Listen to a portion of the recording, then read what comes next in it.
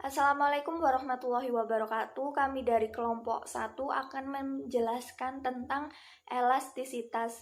Elastisitas adalah kemampuan sebuah benda untuk kembali ke kondisi awalnya ketika gaya yang diberikan pada benda tersebut dihilangkan. Contoh benda elastis adalah pegas.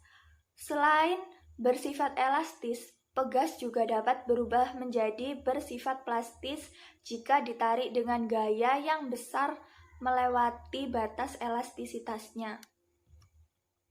Perbedaan benda elastis dan plastis.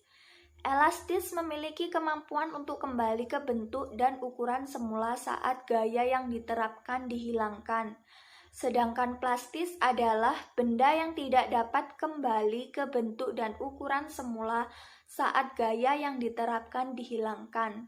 Tegangan. Tegangan menunjukkan kekuatan gaya yang menyebabkan benda berubah bentuk. Tegangan dibedakan menjadi 3 macam, yaitu yang pertama ada regangan, yang kedua ada mampatan, dan yang ketiga ada geseran.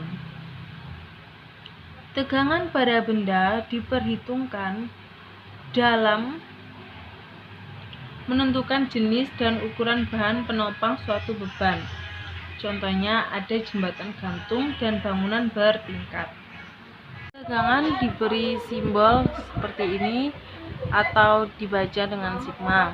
Secara matematis dapat ditulis dengan sigma sama dengan F per A, di mana sigma adalah tegangan dengan satuan Newton per meter persegi, F adalah besar gaya tekan atau tarik dengan satuan Newton, A adalah luas penampang dengan satuan meter persegi. Regangan merupakan perubahan relatif ukuran atau bentuk suatu benda yang mengalami tegangan. Regangan dapat didefinisikan sebagai perbandingan antara pertambahan panjang benda terhadap panjang benda mula-mula. Selain itu, regangan menjadi tolak ukur seberapa jauh benda tersebut berubah bentuk. Rumus regangan dapat dirumuskan seperti ini, di mana rumus regangan adalah delta X per X, di mana delta X adalah pertambahan panjang dengan satuan meter dibagi X adalah panjang mula-mula satuan meter. Makin besar suatu tegangan pada sebuah benda, maka makin besar juga regangannya. Artinya, delta X juga makin besar berdasarkan berbagai percobaan di laboratorium. Diperoleh hubungan antara tegangan dan regangan untuk baja dan aluminium seperti yang tampak pada gambar berikut.